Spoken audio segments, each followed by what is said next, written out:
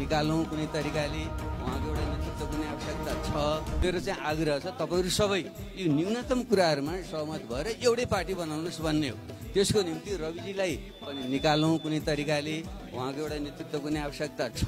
त्यो सँगसँगै तपाईहरु जुन सबै व्यक्तित्वहरू हैन, सोडेनजीहरू भयो, हाम्रो सिकेजीहरू हुनुभयो, हाम्रो रेशमजीहरू हुनुभयो र हाम्रा दुर्गाजीहरू। उहाँ हामीले महिला भन्दाखेरि गर्नै छोड्छौँ, फेरि उहाँ त धेरै पहिलेदेखि काम गर्दै आउनुभएको हुनुहुन्छ। हाम्रा रन्जुजीहरू हुनुहुन्छ, युवाहरू पनि पहिलेदेखि गरिराख्नु भएको, जेनजीका साथीहरू हुनुहुन्छ।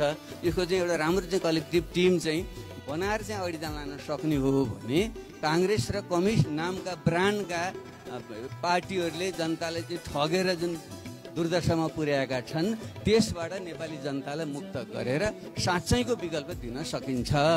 शुक्रबार राष्ट्रपाले वैकल्पिक शक्तिसँग बालुवाटारमा बहस गरेको थियो, जहाँ मुख्य रूपमा आफूलाई विकल्प मानेकाहरू केही जेनजी प्रतिनिधिहरू सहभागी थिए।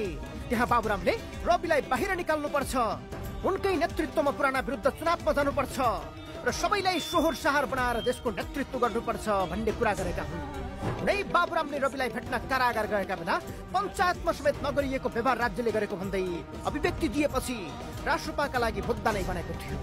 बाबुरामले रविलाई निकाल्नुपर्ने कुरा यस्तो बेला गरेका छन् जुन बेला रविमाथि 5 जिल्ला अदालतमा ठगी, संगठित अपराधसहित सम्पत्ति शुद्धिकरणको मुद्दा चलिरहेको छ।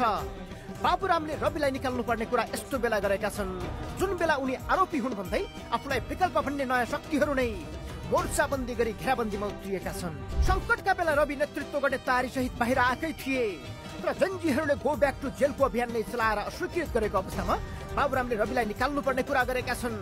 के कसैले चाहेकै कारण कानुनी प्रक्रिया चलिरहेका रविलाई निकाल्न सकिन्छ त?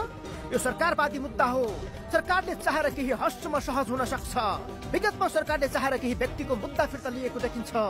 यदि अवस्था त्यस्तो भने उनलाई निकाल्न सकिन्न भन्ने अवस्था पनि छैन। गृहमन्त्रीको धारणा हेर्दा रविप्रति त्यति उदार छैनन्, तर रविले यसको पनि जवाब माग गरेका छन्। उनले बुधबार सन्देश सार्वजनिक गर्दै भनेका छन्, अघिल्लो सरकारले राजनैतिक प्रतिशोधका आधारमा म विरुद्ध लगाएको मुद्दामा वर्तमान सरकारको धारणा खोजिरहेको छु, फेभर होइन। हिजो अन्याय भयो भन्नेहरूले आज केही त बोल्नु पर्ला।